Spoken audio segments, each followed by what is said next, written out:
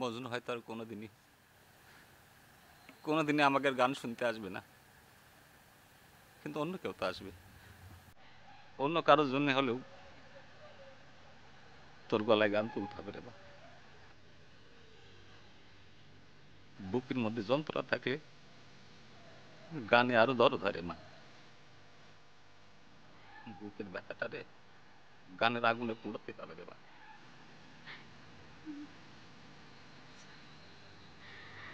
বাবজান, তোমার একটা অনুরোধ করি, অহন অন্তত আমার বিবাহের লাইকা তুমি কিছু করো না।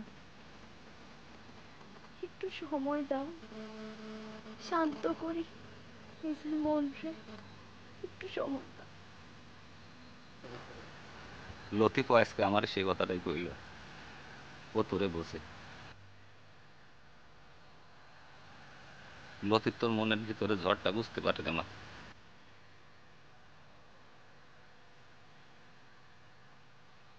লতিফও চায় না সেই ঝড়ে পড়ে তোর বড় ক্ষতি হোক। ওটা তুই ভুল বুঝিস না রে মা, লতিফ বড় ভালো ছিল।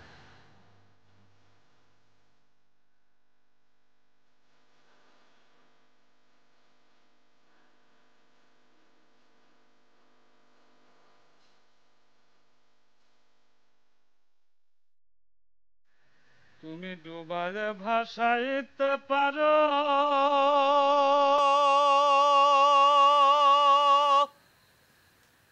ভাষায় কি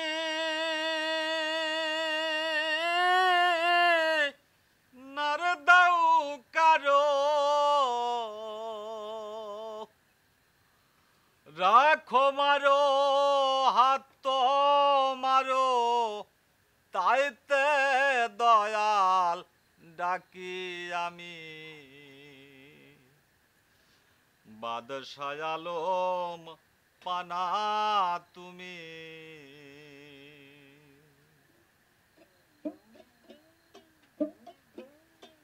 তুমি ডুবায়ে ভাসাইতে পারো ভাষায় কি নার দাও কারো রাখো মারো হাত মারো তাইতে তোমায় ডাকি আমি এলাহিয়াল মিনি গো আল্লাহ বাদশাহ আলম পানা তুমি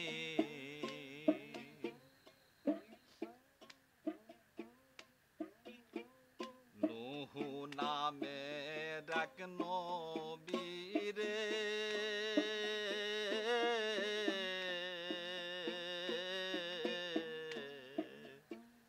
ভাষালে অকুল পাথারে আবার তারে মেহের করে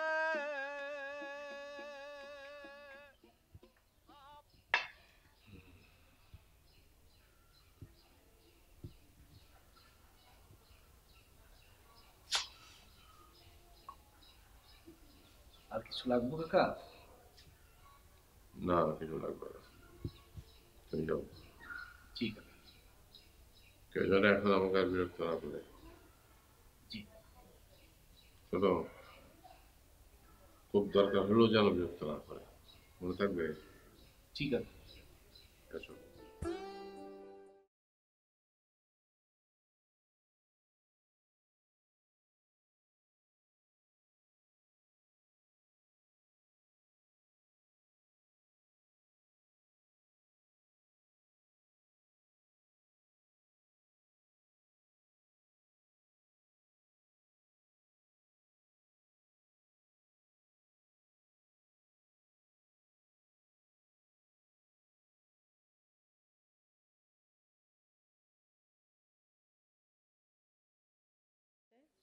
এত কি চিন্তা করেন?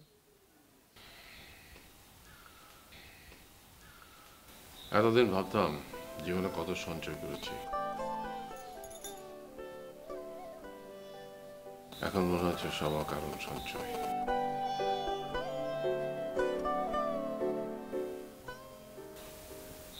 আজকে দেখো গ্রামের চারপাশে কত ভূমিহীন কৃষক। আপনি তাদের জমি ফিরাই দিতে চান? না, চাই না। আমি দান করতে পছন্দ করি না। আমি চাই সবাই পরিশ্রম করে অর্জন করুক। পরিশ্রম করে যে জিনিসটা অর্জন করা যায় সেটার অনেক বরকত হয়। কিন্তু আমি এটাও চাই না যে কৃষক অন্যের জমিতে চাষবাস করুক। এই আউয়াল মিয়ার কথাটা মনে করো, কি সচ্ছল একটা পরিবার ছিল। বউটা অসুখে পড়লো, জমি জমা সব বিক্রি করতে হলো।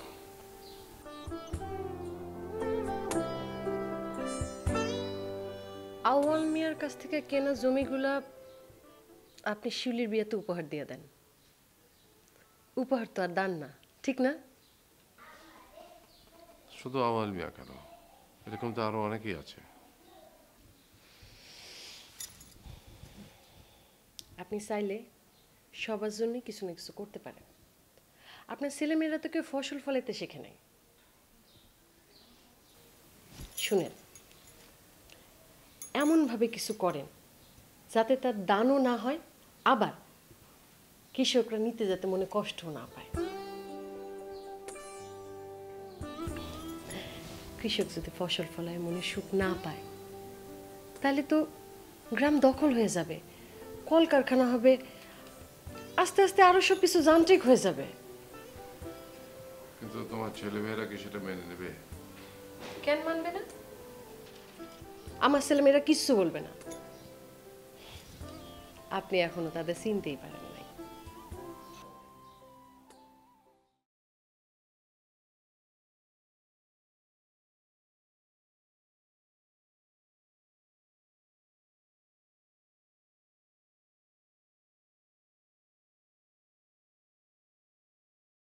রতন, তার মানে আব্বা অনুমতি না দিলে তুমি ইলেকশন করছো না?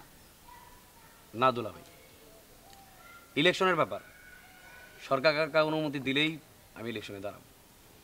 কিন্তু আমার জানা মতে আব্বা তো রাজনীতিতে কাউকে সরাসরি সাপোর্ট করে না। সরাসরি না হোক, দূর থেকে অনুমতি দিলে আমার লিগে অনেক বড় শক্তি। আর গ্রামের মানুষ সরকার কাকারে সম্মান করে, তারা বুঝাইতে হবে যে মধু ব্যাপারী আর ওই মনসুর চেয়ারম্যান তারা গ্রামের মানুষের উন্নয়ন চায় না। আর এই ব্যাপারে সরকার কাকারে আরও ভালো মতো একটু ব্রিফ করতে হইব। আর এই গ্রামের মানুষজন আপনার এই নির্বাচনে অংশগ্রহণ করতে খুব একটা সাহস পায় না, শিক্ষিত মানুষগুলো ভয় পায়। দেখো আব্বার সাথে কথা বললাম। আপনার কাছে কি মনে হয় দুলা ভাই, এটাও আমার এক ধরনের পাগলামি? না, আমি না এখনো ঠিক বুঝতে পারছি না। কিন্তু আমার ধারণা কি, আমাদের এই সোশিও পলিটিক্যাল যে কালচার, এটা চেঞ্জ হওয়া দরকার।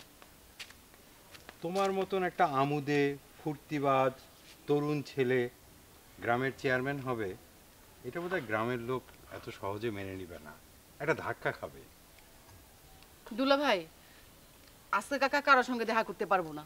লতিফরে বলে দিছে তারা যেন কেউ বিরক্ত না করে। আচ্ছা তুমি যাও, কি আর করবে, কাল এসে দেখা করো।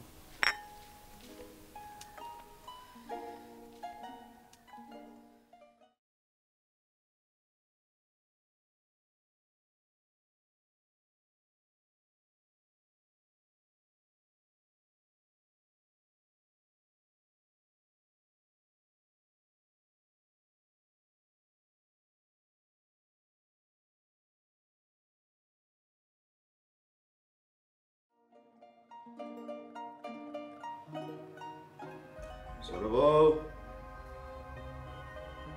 ছোট বউ,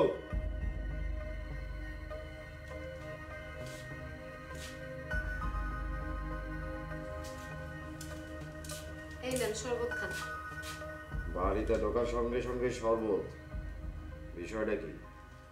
ইলেকশনের বাজার, আপনার তো মাথা গরম থাকে, শরবত খান মাথা ঠান্ডা করে। বরফের টুকরা দিছি। ভালো করছো। কিন্তু হঠাৎ আমার মাথা ঠান্ডা করার দরকার পড়লো কি জন্য? আগে এর শরবতটা খান, মাথা ঠান্ডা করেন বলতেছি।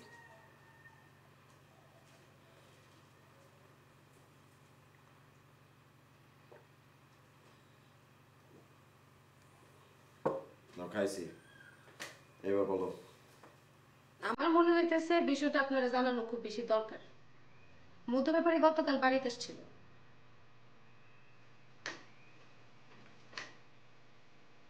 ওর সঙ্গে তো আমার গতকালই সাক্ষাৎ হয়েছে, তাহলে বাড়িতে আসলো কিছু?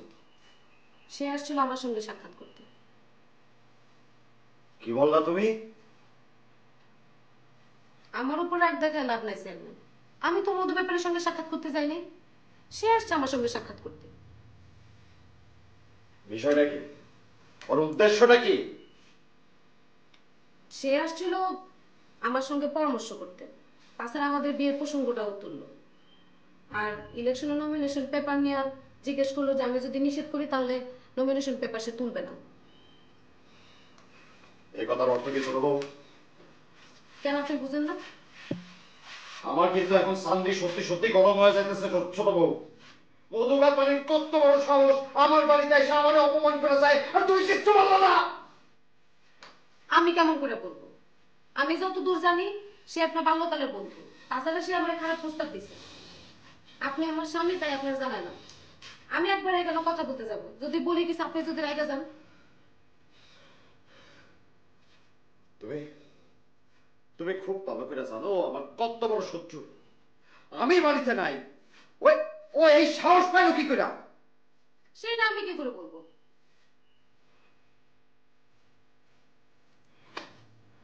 শোনো ছোট বউ, তুমি আমাকে সাক্ষাৎ করলা কি জন্য সেটা আগে কও।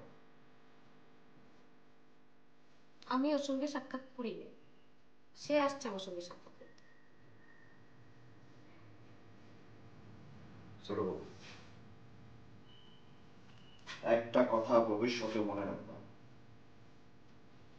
মধু ব্যাপারীর ছায়া যেন আমি তোমার সাইড পাশে না দেখি, কথাটা মনে থাকে। অকারণে এত মাথা গরম করেন না, ইলেকশনের বাজার, এখন মাথা ঠান্ডা করেন। আর এইসব ছোটখাটো ব্যাপার নিয়ে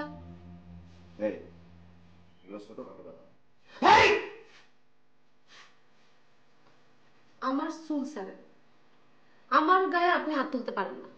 এত সাহস কেমনে দিছে? হ্যাঁ, কেমনে আপনার এত সাহস?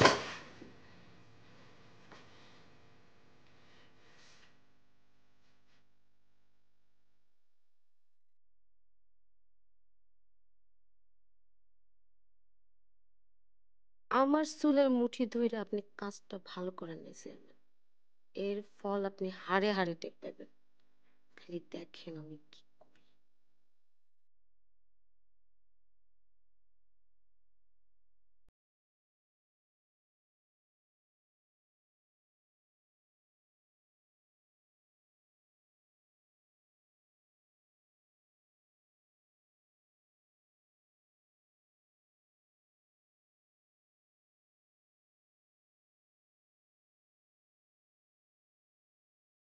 ব্যাপারী সব নির্বাচন তো দাঁড়াইলেন, এবার তো ক্যাম্পেইনের দরকার। শোনো, আমি যা কিছুই করি তোমাকে সাথে নিয়েই করো। তোমরা আমাকে বুদ্ধি পরামর্শ দাও। না না, বুদ্ধি পরামর্শ তো কোনো কিছু নাই। আসল কথা হলো ভোটারদের সঙ্গে পিরিত জমাইতে হইব, আর সেই পিরিতে যেন রস থাকে। আর আমাদের তো লোকবল কিছু বাড়ানোর দরকার। বাড়াও, লোকবল বাড়াও। এক কাম করো, ওই মনসুরের লোকজনকে টোপ দাও, ওর দলটারে একেবারে হালকা করে ভালো। আরে গাজী মিয়াজে, আসসালামু আলাইকুম ব্যাপারী। ওয়ালাইকুম আসসালাম। তোমার নেতা কেমন আছে? আছে। এই তোমরা একটু বাইরে যাও তো, গাজীর সাথে আমার কিছু পার্সোনাল কথা আছে। আসো আসো আসো, বসো, বল। আপনি কি সত্যি রেশমা বিবির সাথে দেখা করতে গেছিলেন? হ্যাঁ গেছিলাম। চেয়ারম্যানের তো রাগে নাক মুখ দিয়ে ধোয়া বাড়িতেছে। সে কখন যে কি করবে তার কিন্তু ঠিক নাই। রাগে ফুসফুস করতেছে, সম্ভবত রেশমা বিবির গায়েও হাত তুলছে। হ্যাঁ,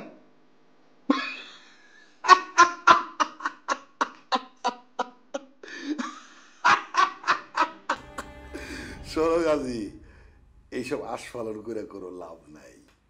চেয়ারম্যানদের নির্বাচনে হারানো এটা হচ্ছিল প্রধান কৌশল। পরিবারে অশান্তি থাকলে চেয়ারম্যান নির্বাচন করবে কেমনে? বারে বারে সে চাইলে ভুল করবে, আর আমি সেই সুযোগটাই নেব। গাজী মিয়া, তুমি যে 2 নৌকাতে পা রাখছো সেটা বুঝি মনে করছো আমি জানি না? সব জানি। আমার এই কৌশলের কথা তুমি চেয়ারম্যানকে যা বলবা সেটাও আমি জানি, অসুবিধা নাই। বলো বলো। এইটা শুই না তার রাগ হইব 2 গুণ, তখন একটা জায়গায় ভুল করবো 2টা।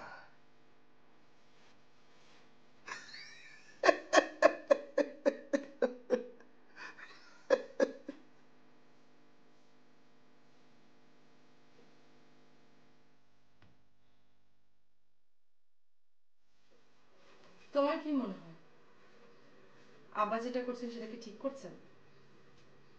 আর ঠিক যদি করে থাকে তাহলে এত নাটক করে আমাদেরকে গ্রামে নিয়ে আসা দরকার কি ছিল? উনি তো উপহার দিচ্ছেন, উপহার দিয়ে যদি আনন্দ পায় পাক। কোনো আনন্দ না তো জোজো। আমার ধারণা আব্বা কোনো একটা প্রায়শ্চিত্ত করছেন। উনি হয়তো আওয়াল মিয়ার সাথে বড় ধরনের কোনো অপরাধ করেছিলেন। মানে আমার মনে হয় কি এমনি ধারণা করে এরকম একটা সিদ্ধান্তে আসা ঠিক না। আর যদি প্রায়শ্চিত্ত করে করুক না, কয়টা মানুষ নিজের জীবনের ভুল বুঝতে পারে? শুধু আওয়াল মিয়া তো না, আমি বাচ্চুর সাথে কথা বলেছি। আব্বা নাকি আরো অনেককেই।